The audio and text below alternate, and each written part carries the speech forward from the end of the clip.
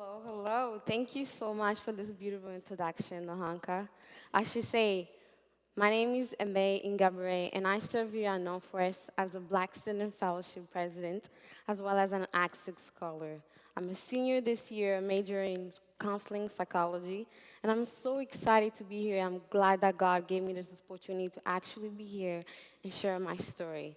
To start off, so I don't have to shake a lot, I'm going to start us with a little prayer, and then we can go from there. If you can close your eyes from wherever you are. Dear God, thank you so much for this day. Thank you for giving me the ability to be here. I'm not sick. I thank you for everyone else who's watching this, whether they're watching in the living room, in class, outside. God, I just pray that this will be a great time, that you will give me the words to say, and I wouldn't be afraid to share what I have to say today and what you have done to me. Amen. Guys, to start off, I would just tell you guys a little story of what actually gave me the confidence and the energy to actually be here and share it to you guys about my story. I remember when I first came to the United States, my family, I went to a church camp. And when you go to church camp, it's a lot of fun. I think every person, a lot of people have been there. I remember going to a church camp and everybody was talking about testimony. I hated that question. Because where I'm from, you don't just go around and ask people, can you tell me your story? Because that's kind of like, what does this person want to know about my family business, you know? And as a child, you're not supposed to just go around and tell people about your family business. So it was never a thing that I've asked a person or someone would ever ask me.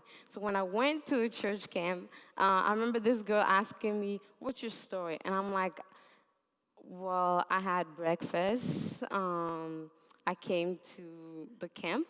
I know that's not what she wanted. She wanted to know who I was, what is my story, who's MA. But that was not the answer I was going to give her because I didn't know that I had a story to tell to people. So I remember it was at night. A bunch of girls were sitting in a circle, we're playing games, and then another girl comes out. I know what we should do next. Testimony time. And I was like, not again. I don't want to be here. I did not come to this camp to talk about my life. And I wanted to leave as quick as possible. But as like the first girl started sharing her story, it became interesting. And I was like, oh, I want to stay and hear more. And then the next person, it was just becoming interesting. I could relate so much to a lot of things they were saying. But at the same time, I was like, if this was me and my mom was watching, she'd be like, I can't believe this child really went up there and telling people our family business. But as everyone was going, I was thinking about, okay, I need to leave because I did not want to share my story. That's not what I came to camp for. Came to have fun, and that's all I came here for. And I remember it was like two girls before me. As soon as it was the last girl, like I ran so fast, they did not even see me. I can recall myself running like Usain Bolt during that time. I ran so fast, and it became a habit. Like just every time somebody would ask me my story, I didn't want to hear them, so I would just run away and like not answer the question. But I remember it wasn't until I went to a church camp that I was actually a camp counselor. The kids, it was elementary and middle school. The kids were praying at chapel. It was like a worship night before dinner.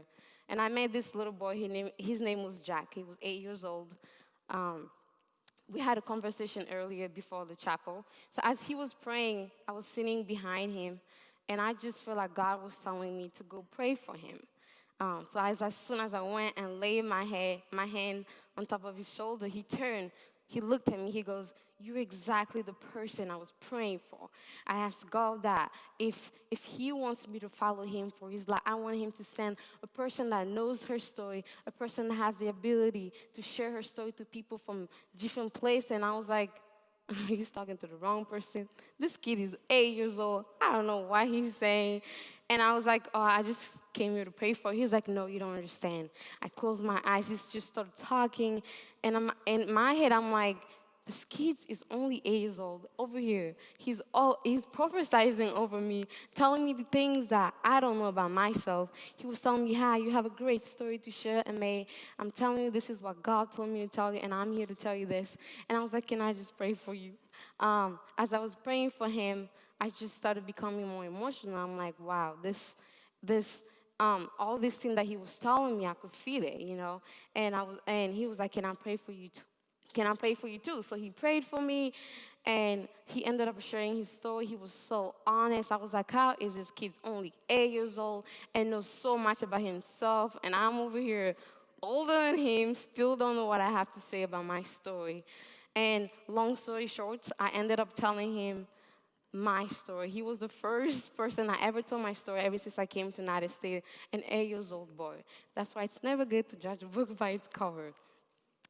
And and this is why I'm here today, confident enough to come here and be proud of who I am and share the story that God has given me, just because of God sending that little angel to tell me that, Aimee, you can do this. You have a story to say. But before I start off, if you can look on the screen, this is my family. My mom is the reason I'm here today. She works so hard for all of us. I have four siblings. My oldest brother is the one that graduated from UW. We're all in college right now. And my second brother is Lambert, the tallest one. And my brothers are twins. This is an old picture, so they all actually even look pretty taller than that, except me. I'm still short. I believe that my mom did not feel me the same as my brother, because I don't know why they're all tall except me. Okay, I'll go ahead and start my story, and I know that we all have our story. This is my story. As you're listening to this, remember that God gave each one of us a story to share, and this is just the story of what God gave me. I was born in a refugee camp in the Republic of Congo, where my family fled from Rwanda to escape genocide. Growing up as a refugee in Congo was a daily hardship. My parents struggled to provide basic necessity for my four brothers and I. The stress of living as a refugee eventually tore my family apart. My parents divorced in 2005 when I was only 7 years old. My mother could barely support her 5 young children, but she passionately believed in the power of education. She scraped together enough money to send me to middle school. I remember back home, when he didn't pay the school fee, the secretary would be outside and calling our names if your name wasn't on the list. My brothers and I would always go to school knowing that our name would be on the list every month, knowing that we're going to get sent home, but we just came every time with the hope that maybe she would let us in. And every time we come into the school, she would call the name, "Oh, Aimee Ingabire's family, you guys are not on the list, you have to go home." But we would wait for her to leave, and then we would just like sneak in. But then she ended up taking us out again. And we did it every year. But we just loved being in school and loved being with our friends. It didn't matter how many times she would kick us out. As long as we can just be there for 1 hour, that's all that mattered. I remember right after my family divorce, it was December 25th in the afternoon during Christmas time. I was playing outside like a normal kids will do. I was waiting for my mom to come back home and take my brothers and I for Christmas dinner because she promises us burger. Back home, fast food is actually very expensive compared to actual food. So during Christmas, a lot of people actually like to go out because you get to eat a burger, your mom save up money for that. I had my hair done and I was playing outside, but I remember just stepping on something when I was laying down and I cut myself really bad between my legs. And all you can see was blood. I remember our babysitter, who was actually a family member, ran up to me and grabbed me with a panic in her face. She didn't know what to do because I was bleeding, a lot of blood. And as she carried me, we started calling taxis. However, a lot of taxis refused to let me in the car because I was just bleeding so much. And many of them, the taxi may not be there, so they didn't want to mess it up, but I was just in so much blood. So my babysitter carried me all the way from my mom, because my mom used to have a little store. So my babysitter carried me all the way to my mom's store, which was so far from my house. And at that time, I was just losing a lot of blood. The second my mom saw me, we tried to get a lot of taxi, and she offered the taxi as much as money that she can give them so they can take me to the hospital. We went to a public hospital. I could see so much tears in my mom's eyes when the nurse said that they couldn't take care of me because I needed a primary doctor because of my situation was very worse. As I was looking at the hospital, you can see people laying down with a leg cast. Like a lot of people were sharing bed because there was not enough space. At that moment, I knew I had to stay strong for my mom, even though I was the one in pain. I told myself I would leave by the grace of God. I was only 8 years old saying that. So we couldn't wait for the doctor to come because I wouldn't make it if I was gonna wait. Our only option was going at the private hospital. And there was no way my mom could afford for a private hospital. As we reached the private hospital, because of the way my mom looked, she dressed nice. She looked like she had her life put together. The doctor thought we had money, so they didn't even ask us any question. They treated me like a queen, and that's why it's good to never judge a book by its cover, because I knew there was no way my mom could afford for that. Um, so they treated us like a queen. They didn't even ask any question. They just told my mom, we got her, we're gonna treat her, and you can just pay at the end. But I would say this was God's grace. If it wasn't for God, I wouldn't be here today. The amount of blood I was losing, there was no way I was going to make it. But the doctor, the way they received me, it was just God knew that this wasn't my time. It wasn't my time to leave this world. My mom would pray every night, and I could hear her. I was so scared of the surgery that I was going to do because I was so young, and all I wanted to do was be at that restaurant on Christmas Day and eat my burger. My mom's strength gave me so much hope that I was going to make it. I started to pray every night whenever my family would leave the hospital. I knew how much my mom was working at the hospital. I would cry out to God, I don't want to die, God. I'm so young and I want to make my mom proud. I told God if He let me out of the hospital, I would serve Him every day. And I would even be nicer to my brothers because during that time I wasn't really nice to them. It was January 1st when the doctor finally came and said I was good to go home. And he said that I got healed pretty quick and he didn't even see any scar.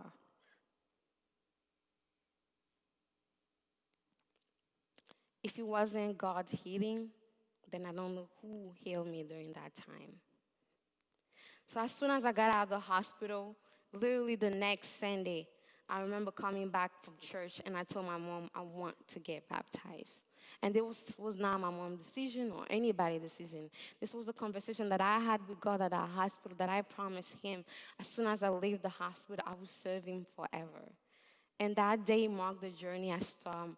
That day marked the day I started my journey with God when I was only 8 years old. But then after that, I still had to go to school. So middle school in Congo was not an easy experience. Everything moved very fast, and the teacher expected us to keep up with that much individual attention. I knew how much my mother was sacrificing on behalf, and I wanted to make her proud. I promised her that I would never give up, and I would do my best. So I put in extra hours on my school work and got a lot of help from teachers. By the end of the first year, I received the top academic award. But my journey wasn't over. In 2013, my mother packed again the family to come to the United States. After years of fear and instability, we were excited to come to this land of opportunity that we can now call home. Here we have started a new life, even though it has not been easy. My brothers and I constantly worried about our future and ways we can make things easier for our mother. I still remember the day we found out we would come to the United States. Our whole family celebrated. I began my freshman year at Kent Meridian High School. In some way, this was even harder than my middle school.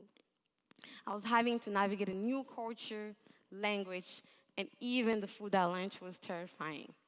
I would practice English word at home so I could speak clearly.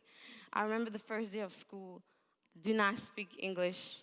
Here again, I'm always late to everything. I missed the school bus to go home. And during that time, I was like, this is it. I really came to America to get lost.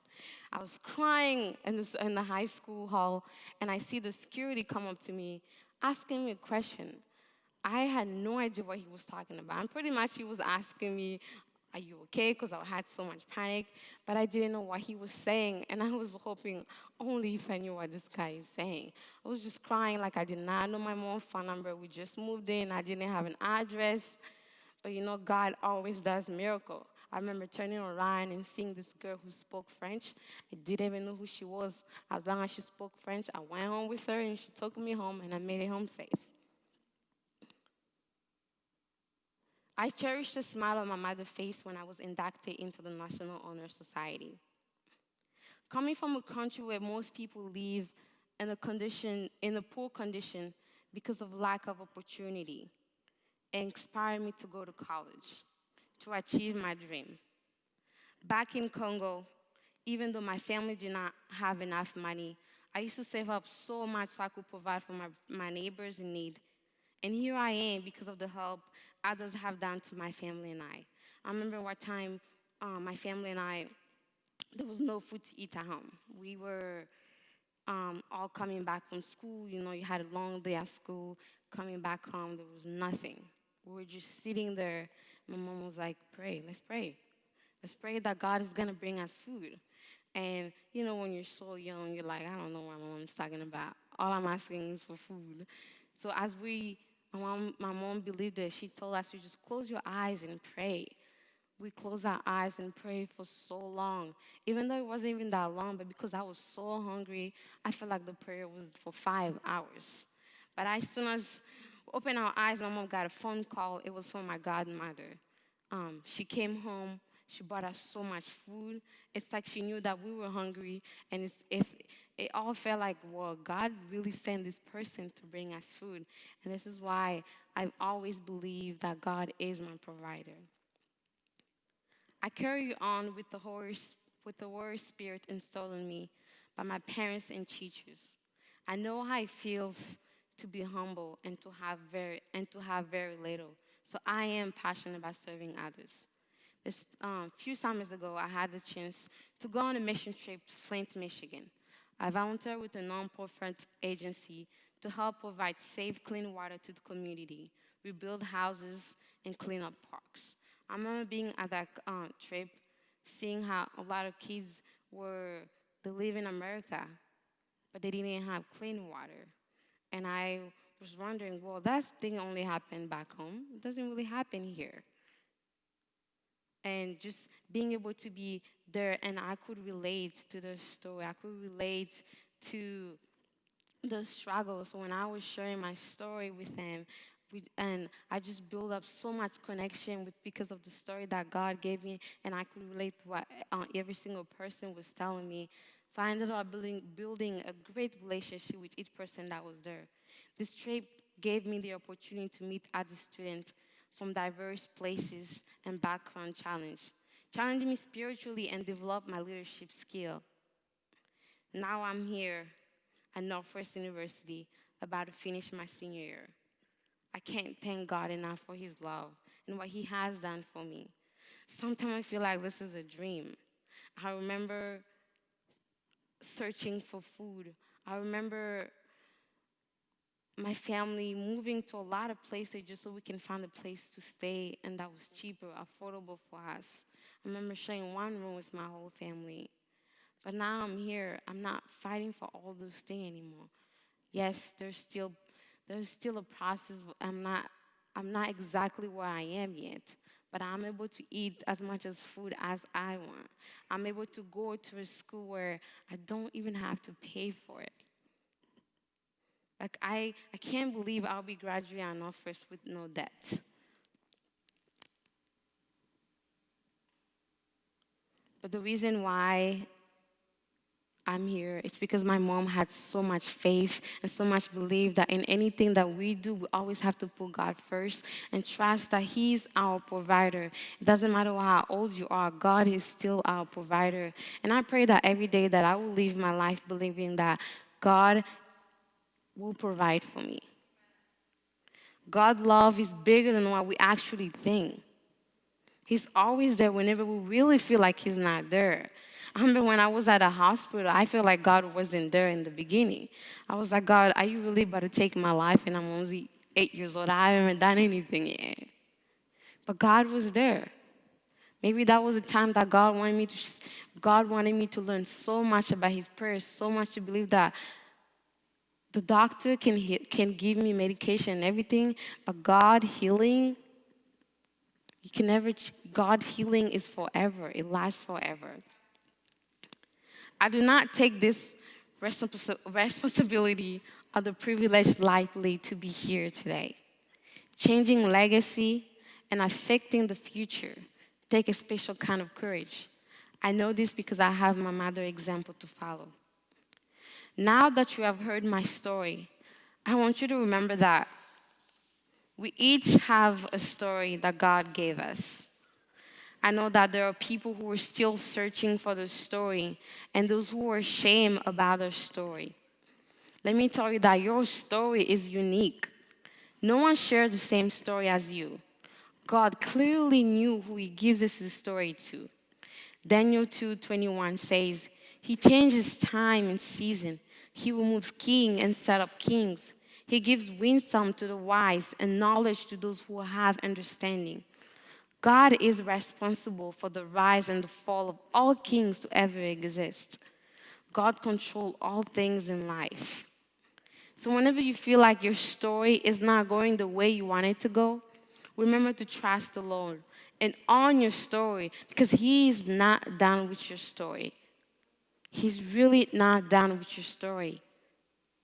I recall I used to run away from people who used to tell me to share my story, like I said earlier. But now I know that this is not just my story to tell. This is my story to tell to God's people. Psalm 68:4 says, We will not hide them from the children, but tell to the coming generation to the glorious deed of the Lord and His mighty, and the wonder that He has done, the wonder that He has done. So do not let others tell you what your story is. Do not let them make you feel less because of your story, because your story doesn't fit in with them, because your story is not as crazy as their story, because your story is not interested. Don't make up story to feel the need to fit in with people. So do not let others take away the opportunity that God is giving you within your story. Instead, embrace your story. Don't be ashamed of it. Learn how to be proud of it and be honest with it.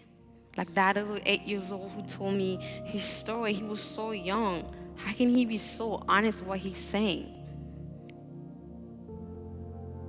So do not worry about what the person on your left or the person on your left says about you, but worry about who the person above you says about your story, because He does not judge your story. Instead, He helps you. He's there with you.